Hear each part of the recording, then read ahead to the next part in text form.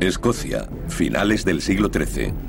Un país atacado, invadido por el mayor ejército de la cristiandad. La derrota parece inevitable, pero surge de la nada un hombre que se convertirá en el mayor héroe de Escocia. Es alguien que sale de la oscuridad y se convierte en un símbolo nacional del patriotismo, de la supervivencia y de Escocia. William Wallace, posteriormente conocido como Braveheart, es un líder inspirador que da su vida por la libertad de Escocia. Siempre estará presente porque forma parte de la esencia de lo que significa ser escocés. Nuevas investigaciones nos permiten retroceder en el tiempo al mundo perdido por el que luchó Braveheart. Una era violenta con magníficos castillos construidos para resistir a una nueva generación de armas, donde los reyes edificaban ciudades fuertemente defendidas. Es también una edad dorada para la cultura y la sofisticación. Viajando a través de una serie de pasadizos secretos que aún existen bajo la Escocia moderna, revelamos un mundo que no se ha visto desde hace 700 años. Aquí tenemos una fantástica riqueza en material. Este es el mundo perdido de Braveheart, el mundo por el que dio su vida.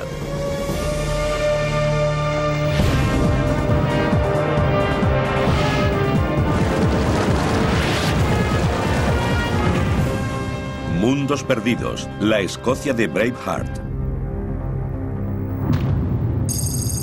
Stirling, centro de Escocia, 11 de septiembre de 1297.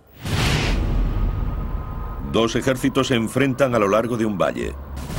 A los pies del castillo de Stirling se encuentran los ingleses, el mejor ejército de Europa, enviados por el rey Eduardo I.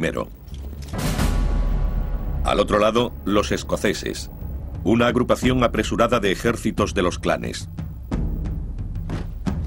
La independencia de su nación depende del resultado de esta batalla. Los escoceses se ven superados en número por 5-1. Su causa parece desesperada, pero un hombre surge de la nada para colocarse al frente de las filas. Es William Wallace, Braveheart. Wallace surge de la nada. No es un hombre que la historia hubiese conocido de no ser por lo que sucedió en 1297. Este es su país. Tiene la voluntad de ganar y cuenta con el conocimiento del terreno. El motivo por el que Wallace quiso enfrentarse al ejército inglés en Stirling es este puente. El puente de Stirling es el principal cruce de Escocia. El río Forth divide a Escocia casi por la mitad. Y el puente de Stirling es la vía para ir al norte o al sur.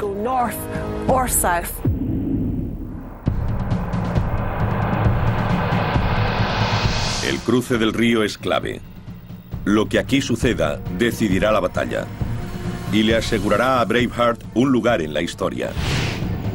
Pero este puente de piedra fue construido mucho tiempo después de su muerte.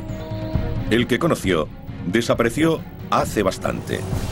Y para comprender el importante papel que jugó, es necesario que sepamos cómo era la estructura original. Un equipo de historiadores ha intentado descubrirlo. Armados con un sencillo equipamiento e historias transmitidas por el folclore popular, han encontrado una serie de pistas. En primer lugar, los cimientos de piedra, largo tiempo ocultos por las turbias aguas del Forth.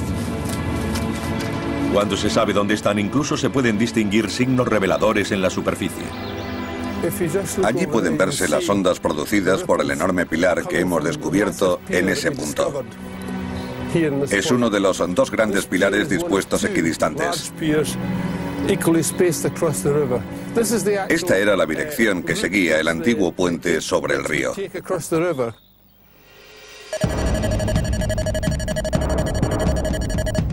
Al parecer son los restos de una estructura con 8 pilares. Coincide con el puente representado en el sello de la ciudad de Stirling, un emblema que se remonta a la época de la batalla. Documentos revelan que fue construido por los romanos y sus técnicas de ingeniería están bien documentadas. Para cada pila construían un cajón hidráulico que forraban con grandes piedras y argamasa. A continuación rellenaban el hueco interior con escombros. Disminuyendo la sección de la parte superior, le daban mayor estabilidad. La imagen del sello muestra claramente que los arcos eran de madera. Para soportar mucho tráfico era necesaria una enorme cantidad de madera, y en la Escocia medieval era un bien escaso. La forma de los pilares y el coste de la madera hacían que el puente que separaba a los dos ejércitos fuera estrecho. Esta estrechez es fundamental para las tácticas de Braveheart, porque los ingleses esperan que siga el antiguo código de caballería, que espere y los deje cruzar el puente y formar para la batalla. Pero se equivocan. No está dispuesto a jugar bajo sus reglas. Lo único que los escoceses tienen que hacer es permitir a la caballería recorrer el estrecho puente de madera. Solo pueden hacerlo de 2 en 2, por lo que su táctica consiste en esperar. Braveheart permite cruzar a una avanzadilla. 2000 soldados de infantería y 100 hombres a caballo. Entonces actúa. Alertados por el sonido de un gran cuerno, los escoceses se lanzan a la batalla. Se despliegan en apretadas unidades llamadas Shiltrons. Cada una forma un muro móvil de picas de hierro. Penetran en la vanguardia inglesa. Los escoceses empiezan a retroceder con sus caballos, pero no tienen escapatoria. Así que los jinetes debían decidir si acabar ensartados en las lanzas escocesas o ahogados en el río Forth. Braveheart dirige desde el frente con su poderosa espada. La batalla es rápida y brutal. Los escoceses se abren camino entre los aterrorizados ingleses. Se convirtió en una carnicería. Debió ser terrible para los ingleses que se encontraban en la otra orilla impotentes viéndolos morir. El resto del ejército inglés huye. Están tan impresionados por la derrota que abandonan Escocia.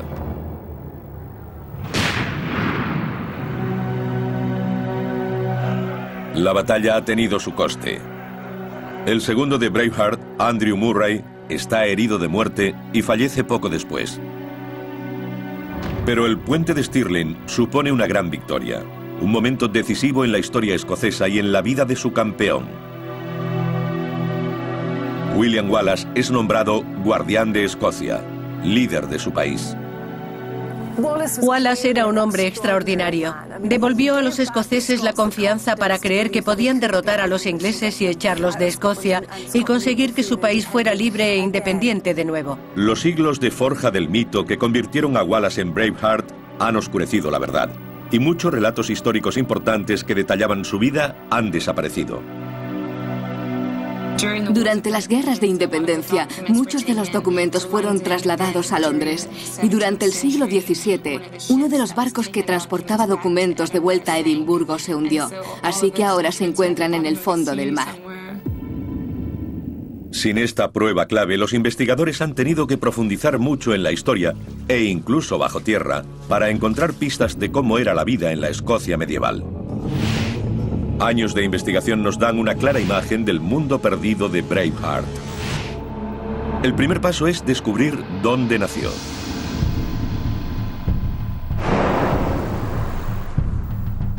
Según la leyenda, esta es la cuna de Braveheart, Elderslie. Ahora es un suburbio de la ciudad de Glasgow. El arqueólogo Derek Alexander sigue viniendo aquí en busca de pistas del mundo oculto en el que se crió Wallace. Necesita pruebas que daten el lugar en el periodo correcto, hacia 1270. Lo que tenemos que hacer es entrar en el jardín de esa casa y examinar las pruebas. Varios mapas históricos marcan esta parcela como la casa de Wallace. Cada uno muestra una línea fronteriza característica. Derek piensa que corresponde a una zanja que hay tras la casa actual. Creemos que aún podrían existir restos del recinto, pero no sabemos exactamente dónde. La mejor forma de averiguar la fecha de este yacimiento sería examinar la zanja. Vamos a echar un vistazo.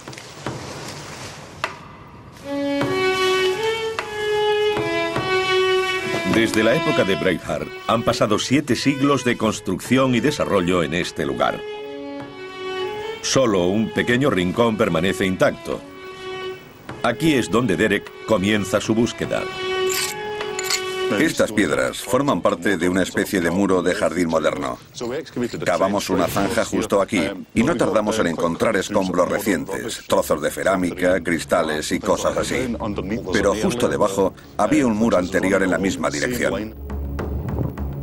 En su base, Derek descubrió una amplia trinchera revestida con arcilla impermeable. Recorre toda la anchura de la zanja, por lo tanto era un foso. También encuentra signos de una valla de madera. Junto con el foso, sugieren una fortificación defensiva. Pero por suerte, hay una diminuta pista que permite a Derek fechar el yacimiento. Encontramos un trozo de cerámica. Correspondía al siglo XIII. Era medieval y obviamente pertenecía a la época de William Wallace. Era exactamente lo que buscábamos. Fue fantástico. Esta y pruebas de otros yacimientos revelan gran parte del mundo que conoció Braveheart. Esto era un gran asentamiento fortificado conocido como Ferntun. Varias familias compartían habitaciones, salones, fraguas y establos. También había cabañas para los trabajadores del campo. Todo estaba construido con gran solidez. La calidad de la carpintería de obra solía ser muy alta. Esta gente dominaba el arte de la madera. Los tejados eran probablemente de paja o corteza de abedul. También empezaron a utilizar tejas, especialmente en zonas como las chimeneas. Era debido a que saltaban chispas de los fuegos para cocinar y calentarse que podían prender en el tejado. Se encajaban pilotes verticales en la solera para formar la estructura del edificio. Paneles de ramas entretejidas llamados wattle se cubrían de un barro llamado dob. Estos muros proporcionaban un eficaz aislamiento contra los fríos inviernos escoceses. Otro rasgo refuerza la idea de Derek de que la familia de Wallace vivía en un asentamiento bien defendido. Al final del foso hay un extraño círculo de piedra de 8 metros de diámetro.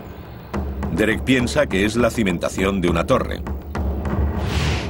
Tendríamos el foso corriendo por allí y por aquí, y justo en la esquina podría estar la torre circular. Estas torres servían de protección contra los forajidos y los lobos que vagaban por la Escocia medieval. Derek cree que el Ferntun era un centro agrícola, un indicio de la riqueza de Wallace. Existe cierta tendencia a pensar en la madera como algo primitivo o inferior. Pero lo cierto es que la construcción en madera es propia de alto estatus. Y la familia de Wallace demuestra haber tenido acceso a este tipo de material tan escaso. Eso contradice las historias de que Braveheart era un plebeyo. En vez de eso, parece proceder de una familia con tierras y dinero, aristócratas. Para descubrir cómo vivían estos aristócratas, seguimos pistas subterráneas y descubrimos la edad dorada en la que creció Braveheart.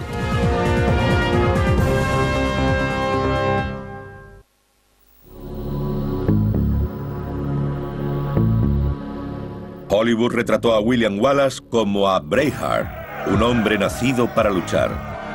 Pero su pasado fue muy diferente. Su familia había intentado que ingresara en una orden clerical bajo la protección del Papa. Cuando dejó su casa, su futuro debía estar muy claro. Aún así, su vida seguiría un camino de violencia que nunca habría imaginado. Investigando este viaje podemos descubrir el mundo perdido de Braveheart. Y revolucionará nuestro punto de vista de la Escocia medieval. El viaje nos lleva a pocos kilómetros de su lugar de nacimiento, a la abadía de Paisley. Actualmente aún puede verse gran parte de la centenaria cantería de la abadía. En tiempos de Wallace era parte de un monasterio cluniacense. La orden tenía fama de riqueza y esplendor.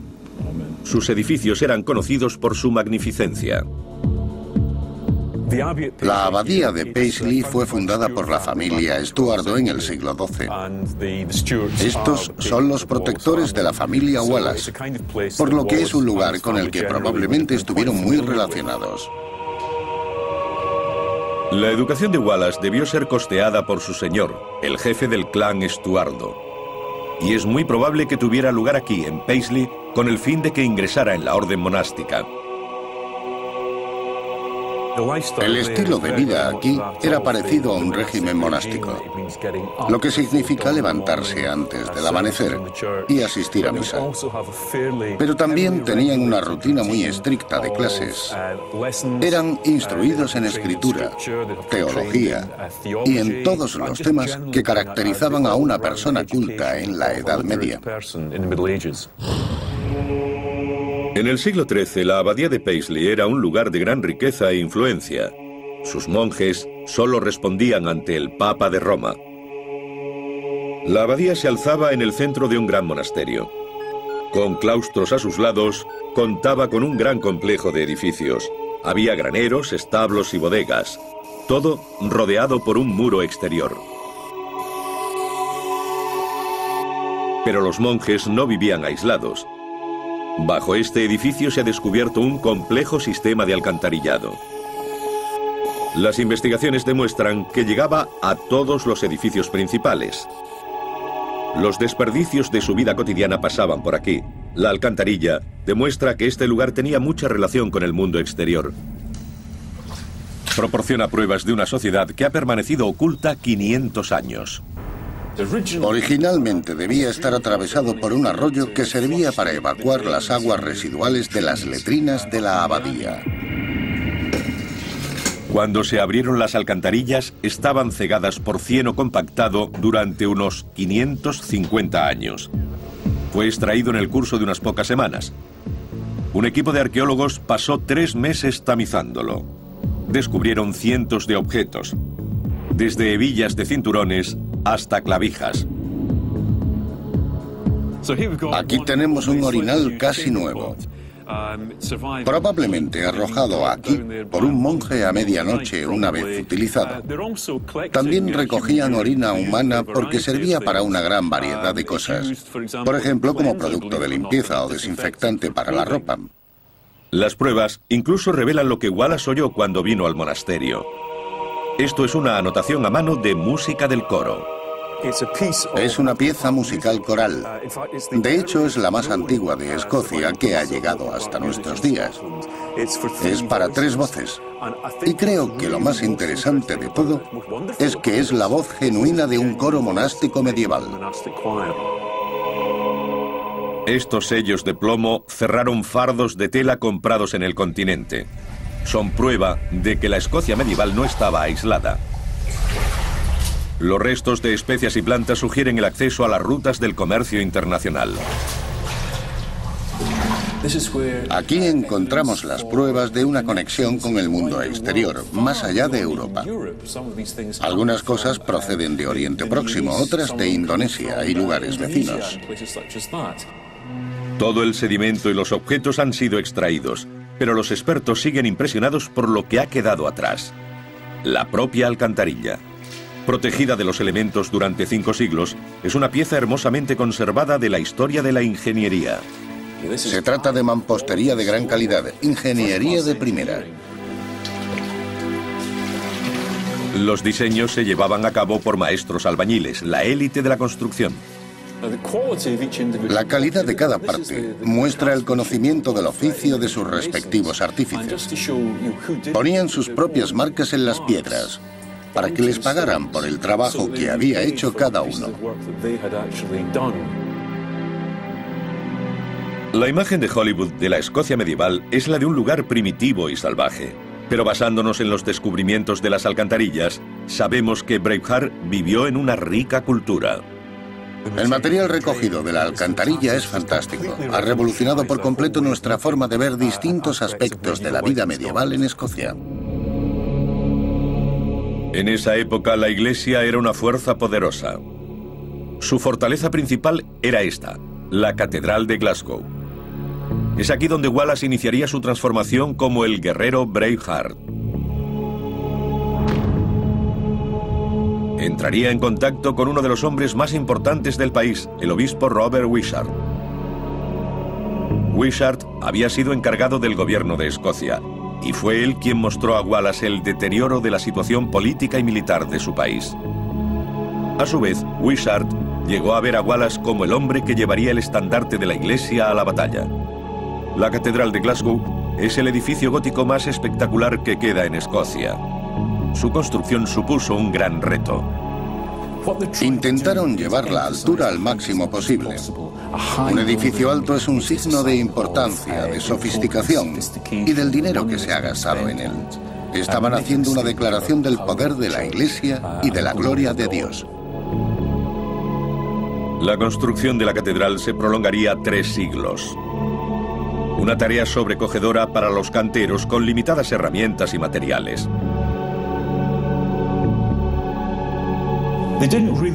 No tenían papel, por lo que trazaban los dibujos quizás en bandejas de arena. Esbozaban el diseño para poder expresar a los otros lo que estaban construyendo. Incluso las herramientas para cortar las piedras eran bastante simples. Grandes mazos de madera con los que martilleaban los cinceles. Tienen que encontrar una forma de elevar los bloques de piedra a más de 30 metros. También tenían grúas impulsadas, por lo que parecían enormes ruedas de hámster accionadas por personas. El reto principal es cómo soportar el inmenso peso de la alta torre de la catedral. Los maestros resolvieron el problema con una serie de bóvedas, arcos de piedra unidos para soportar la carga. Una serie de columnas se alzan del suelo para soportar los arcos y toda la superestructura de la iglesia. El objetivo es maximizar la experiencia espiritual de la gente que la visita. Hace 500 años, este lugar tenía un aspecto muy diferente del que vemos hoy. El interior estaba encalado con algunos detalles en colores estridentes. En ese impactante escenario, Braveheart buscaría y obtendría el respaldo del obispo. El obispo es uno de los hombres más ricos de Escocia. Controla los ingresos de la diócesis y es capaz de proporcionar apoyo material a Wallace y a su ejército. La preocupación del obispo siempre será defender la independencia de la Iglesia. Sabe que está amenazada. No tardará en haber guerra contra Inglaterra. Y ve en Braveheart a un hombre capaz de abanderar la causa de la libertad. En la primavera de 1296, el ejército inglés se concentra ante la frontera escocesa. El país y su iglesia están en peligro. En la ciudad de Lanark, 2 asesinatos cambiarán el curso de la historia de Escocia para siempre.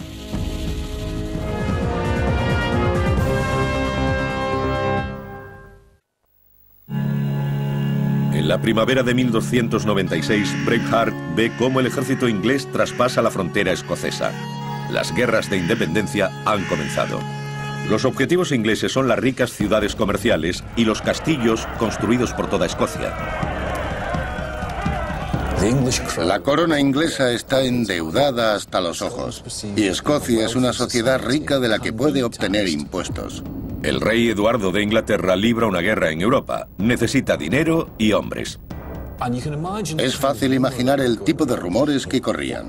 Que Eduardo intenta coger a los mejores hombres de la alta sociedad escocesa y enviarlos al continente para que mueran luchando en su guerra. Una ciudad tras otra cae en manos del ejército de Eduardo. Los escoceses apenas oponen resistencia. Es importante recordar que la ocupación tuvo lugar tras una guerra muy corta. Cuando Eduardo I de Inglaterra tomó Berwick, hubo un saqueo brutal y sangriento. En realidad aquello fue un error táctico. Pero funcionó y ninguna otra ciudad opuso resistencia al ejército de Eduardo a medida que éste avanzaba por el país. Entonces los ingleses ponen sus miras en la próspera ciudad de Lanark. Nuevas investigaciones nos permiten reconstruir el aspecto que tenía este asentamiento en tiempos de Braveheart. Es el escenario no de uno, sino de 2 asesinatos, los acontecimientos que acabaron provocando la rebelión. No ha cambiado mucho desde la época de Wallace. Originalmente había un arroyo que lo atravesaba por el centro. Y el motivo de esta disposición es que este es el antiguo mercado. A pesar de que todos los edificios son modernos, el trazado no ha cambiado mucho. La calle era así de ancha porque solía haber puestos de venta en los días de mercado. Lanark había recibido el estatus especial de municipio real. Eso significaba que estaba planeada y dispuesta siguiendo unas pautas muy estrictas. Las calles secundarias, llamadas Venel, partían del mercado formando una cuadrícula uniforme. El rey o sus representantes habrían marcado el suelo, haciendo pequeñas zanjas, por ejemplo, o con cuerdas para determinar las dimensiones de cada una de las parcelas. La creación de ciudades reales como Lanark tuvo mucho éxito. Atraían a mercaderes y artesanos de toda Europa, aportando grandes beneficios a la corona. Había un ambiente abarrotado, ruidoso, maloliente, vibrante y dinámico. Al final de la calle principal, más allá del viejo muro de la ciudad, se alza la iglesia de St. Kentigern. Cuenta la leyenda que William Wallace conoció aquí a su gran amor, Marion Braidfoot, y que aquí fue donde se casaron. El matrimonio de Wallace y su llegada a Lanark para estar con Marion marca un momento muy importante en la historia de Escocia. En esencia, la lucha por recuperar la independencia del país fue iniciada en esta ciudad por Wallace. Según una fuente, Marion fue asesinada por los soldados ingleses y eso llevó a Wallace a actuar. Aquí es donde se mezclan la historia y la leyenda. Es un barril de pólvora a punto de estallar. Y ciertas circunstancias, puede que la muerte de Marion o el hecho de ser acosado por un miembro de la guarnición, dispara algo en Wallace. Wallace va directo contra el castillo de Lanark y su guarnición inglesa. Actualmente se desconoce la situación del castillo, pero el historiador David Ross cree que este montículo cónico fue el lugar donde Braveheart llevó a cabo su venganza. Estoy en el foso que formaba parte de las defensas del viejo castillo de Lanark. Fue construido en la cima de este montículo que hay detrás de mí. Probablemente era entero de madera. El castillo estaba situado en una mota, un montículo formado con la tierra extraída del foso cavado a su alrededor. Se construyó una empalizada en torno a la cima revestida de plataformas de combate. En el interior estaba la torre del representante de la corona. Un puente conectaba el montículo con el patio inferior, conocido como Bailey. En esta zona se encontraban los barracones de los soldados, los establos y los almacenes. Los castillos de madera se construyen muy rápidamente. Es una de sus grandes virtudes y a pesar de ello son muy resistentes. Sobre la ciudad, el montículo del castillo, de unos 20 metros de altura, era mucho más que un elemento defensivo. Debió ser un lugar muy importante, porque podía verse en varios kilómetros a la redonda, encima de la colina. Por supuesto, los ingleses colocaron banderas para demostrar que la ciudad estaba ocupada. Puede que tuviera un aspecto impresionante, pero el castillo de Lanark no era inexpugnable. Una noche de verano de 1297, Braveheart hizo lo impensable. De algún modo entró en el castillo y atacó al representante de la corona inglesa, Heselrigg. Wallace lo hizo como represalia por el asesinato de su esposa. Y en algún punto del edificio que había aquí, se enfrentó al asesino y le dijo: «Soy Wallace, muere Heselrigg». Cuando huyó del recinto le prendió fuego, destruyéndolo para siempre. La muerte del comandante Heselrigg fue la primera de las hazañas de Braveheart. El hombre desconocido salta de repente a las páginas de nuestros libros de historia. La noticia del levantamiento de Braveheart se propaga como el fuego por Gran Bretaña. Los jóvenes que pensaban como él corrieron a unírsele. La guerra de independencia escocesa estaba a punto de comenzar.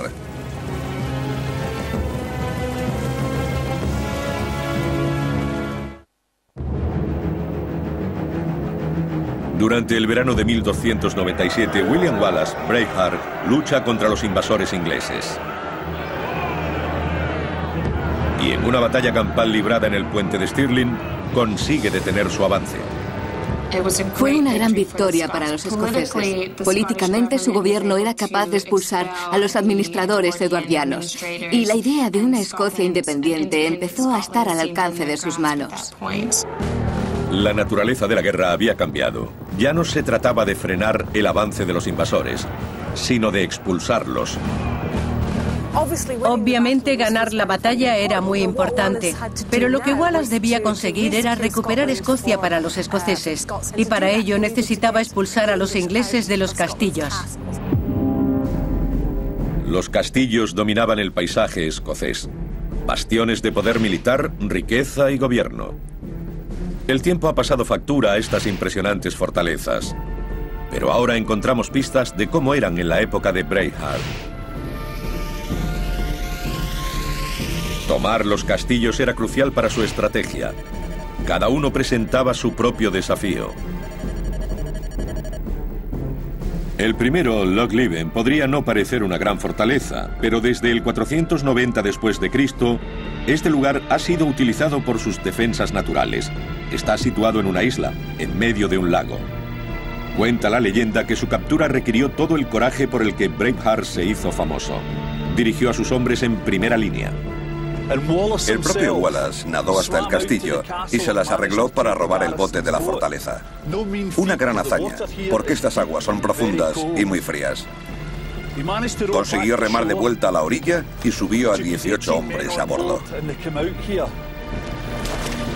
En aquella época, el agua llegaba hasta la muralla del castillo y los hombres quedaban a merced de los arqueros. Las murallas que rodean el castillo tienen casi 5 metros de altura. La guarnición inglesa confiaba demasiado en la protección del lago. No estaba preparada para las tácticas de guerrilla de Braveheart. Cuentan que mataron a los 30 hombres y dejaron marchar a las mujeres y los niños. Pero lo más extraordinario para mí es poder venir aquí 7 siglos después y tocar las piedras, las mismas que asaltaron Wallace y sus hombres.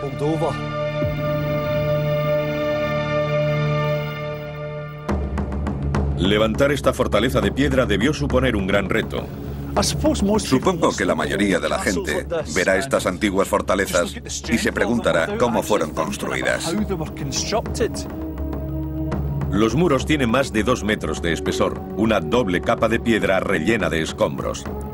Obviamente hubo que transportar una gran cantidad de rocas a través del lago, que luego tenían que cortarse y colocarse. Pero se han perdido todos los documentos relativos a la construcción del castillo, y 7 siglos de lluvia escocesa han erosionado cualquier prueba física. Uno se queda atónito ante los problemas de ingeniería que tuvieron que superar para construir algo tan complejo como esto. Para comprender estos problemas es necesario que examinemos otro castillo, el mejor conservado de la época de Braveheart. Se llama Bothwell. Estaba a medio construir cuando lo tomaron los ingleses en 1297. Pero un año después, sus impresionantes defensas de piedra supondrían un gran reto para el ejército de Braveheart. Actualmente, estas mismas defensas nos dan una pista de cómo se construyeron los grandes castillos de Escocia. Este es el castillo Bothwell, probablemente la fortaleza del siglo XIII más espectacular construida en Escocia. Fue edificado por William Murray y es absolutamente magnífico. William Murray, conocido como el Rico, era tío de Andrew Murray, el segundo de Braveheart caído en el puente de Stirling. Eso significaba que Braveheart podía tener motivos personales para querer recuperar ese castillo de manos inglesas. Como se puede ver, el castillo crece de la roca. Está construido con una preciosa piedra arenisca roja. A partir de lo que queda en pie, podemos recrear este mundo medieval. El elemento central del castillo era una poderosa torre conocida como el donjon. Se trata de una impresionante obra de ingeniería dividida en 4 niveles. En el sótano se almacenaban armas y comida. En la planta baja se encontraba el majestuoso salón de banquetes. Y sobre él estaba la sala común para los sirvientes. La cámara privada de Murray se encontraba en la última planta. Era una especie de ático medieval con baño y una gran ventana que ofrecía magníficas vistas. Una prueba de la sofisticación de Bothwell aún existe en el muro exterior. Estamos viendo un par de retretes medievales. Arrojaban las aguas residuales y los excrementos fuera del castillo. Pero es en el muro interior donde encontramos pruebas de cómo eran construidos estos castillos. En lo alto de las murallas observamos unas hendiduras que se utilizaron para la construcción del castillo. Se trata de unos orificios en la pared que indican dónde se anclaban los andamios para la construcción. Justo debajo de ellos hay otros más pequeños. Muestran por dónde se enganchaban los pesados bloques para elevarlos hasta casi 30 metros de altura. Probablemente había un maestro encargado de dirigir la construcción, que a su vez recibía un gran número de instrucciones de su patrón. Murray empleó a los mejores canteros de Escocia. Estos se inspiraron y copiaron las técnicas desarrolladas en toda Europa. Cada cantero grababa su marca personal en el trabajo que había completado. Construyeron una gran muralla de 18 metros de alto por 5 de ancho, dotada de aspilleras y coronada con almenas defensivas. El objetivo era que resistiera los bombardeos de las nuevas armas de asedio, como las catapultas. Cuando se terminaron las murallas, el patio se llenó de capillas, cocinas, habitaciones y establos. En realidad se trataba de una ciudad fortificada. Cuando Breitheart se dispuso a tomarlo, Bothwell supuso un reto formidable. Pero ahora sabemos que el sueño de William Murray era construir una fortaleza aún más impresionante.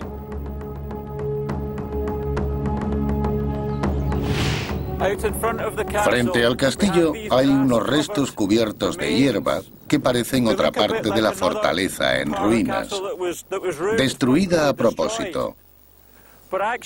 Pero las excavaciones han demostrado que esa parte nunca fue terminada.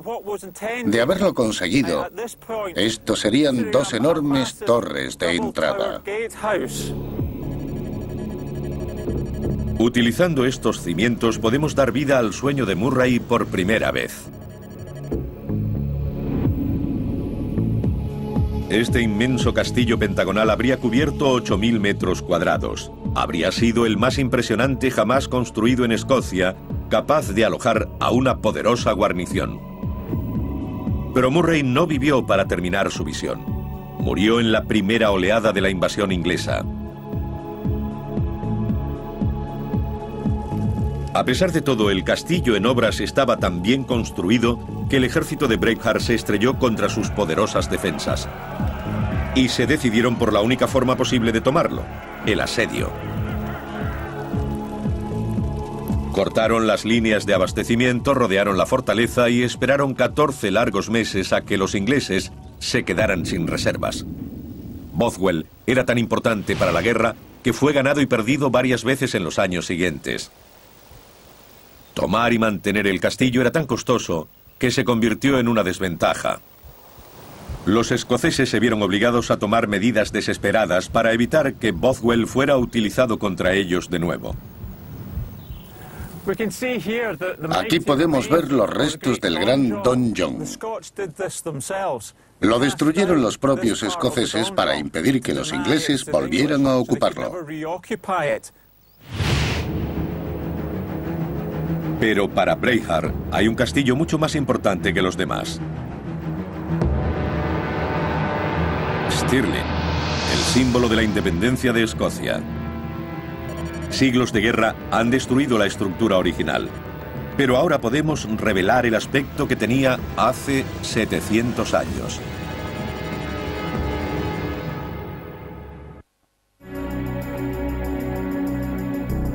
El siglo XIII fue la era dorada de los castillos escoceses.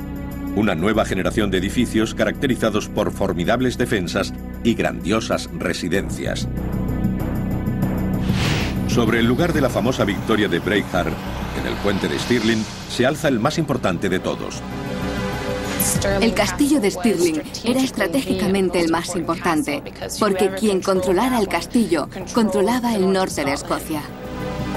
Si Breitheart quería expulsar a los ingleses de Escocia, este era el castillo que debía tomar. Pero hasta entonces, los escoceses no habían podido superar las impresionantes defensas naturales de Stirling. Probablemente sea el mejor lugar para construir un castillo de toda Escocia. Y aquí podemos ver por qué es tan bueno. Esto es una colina de roca volcánica que probablemente empezó a formarse hace 350 millones de años. Los acantilados rocosos que rodean el castillo miden unos 75 metros hasta su base, convirtiendo a Stirling en una excelente base militar. Pero es mucho más que una fortaleza. Stirling representa la independencia de Escocia. Para entender este poder simbólico, tenemos que ver cómo era en tiempos de Braveheart. Y con ello puede que descubramos el sorprendente propósito que se esconde tras la edificación de estos castillos. Las cualidades físicas de Stirling lo convirtieron en la residencia perfecta para los reyes de Escocia. Era un castillo real muy importante. Podemos ver cómo los edificios se sitúan justo al borde del precipicio. Probablemente esa era la parte más prestigiosa del castillo. Así pues, creemos que debía ser el lugar en el que se encontraban los aposentos reales. La familia real llevaba 200 años viviendo aquí. Para los reyes, era muy importante asegurarse de que sus edificios estaban totalmente a la moda. Ahora sabemos que en la época de Braveheart, la moda hacía que el castillo fuera muy diferente a como lo vemos hoy. La mampostería no debía quedar a la vista. Siempre era cubierta de una capa de cal. Y es muy probable que se resaltaran varios elementos en vivos colores. Era una moda que podía verse en varios kilómetros a la redonda. Para eso eran los castillos. Como domicilio real, Stirling demuestra que era mejor que cualquier otro. Tenemos cierta tendencia a pensar en los castillos como grandes fortalezas en constante estado de preparación para un asedio. Pero eran símbolos de estatus social. Era una forma de demostrar la riqueza y sofisticación de sus habitantes, además de que eran gente importante. Cuando Braveheart se dispone a tomar el castillo, ya ha asestado un golpe crucial. Casi toda la guarnición inglesa ha sido reducida por su ejército en el puente de Stirling. Los pocos soldados que quedan están faltos de suministros y aterrorizados por la inesperada victoria de Braveheart y se rinden a los pocos días. Ahora que controla Stirling, es capaz de expulsar al resto de los ingleses de Escocia. Y en menos de un año, dolido ante la derrota, el rey Eduardo de Inglaterra envía de nuevo a sus tropas al combate. A menos de 16 kilómetros de Stirling, cerca de la ciudad de Falkirk, se encuentra cara a cara con Braveheart. Esta vez lo que determina el resultado de la batalla es la nueva arma del rey inglés. Para ser justos, creo que era la primera vez en la historia de Gran Bretaña que se hacía uso del arco largo. Estos arqueros son los que derrotan a los escoceses que no pueden hacer nada ante esa lluvia de flechas. Braveheart sobrevive, pero su caída del poder es tan rápida como su ascenso el año anterior. Tras la derrota de Falkirk, Wallace abandona su cargo. Su liderazgo reside en el éxito militar y obviamente no se siente capaz de seguir dirigiendo el país al ser derrotado en Falkirk. Pero Braveheart no abandona su lucha. Viaja al otro lado del canal para buscar apoyo a la independencia de Escocia. Al año siguiente viajó a Francia para intentar conseguir la ayuda de los franceses y del Papa. Pero en 1304 los castillos escoceses por los que tanto había luchado volvían a caer en manos inglesas. Braveheart regresa a su tierra para luchar en el frente. Pero a los pocos meses, un amigo lo traiciona y es capturado por los ingleses. Un tribunal de Londres lo declara culpable de traición. Wallace es arrastrado por las calles hasta Smithfield, donde es colgado y descuartizado. Su muerte es lenta y angustiosa.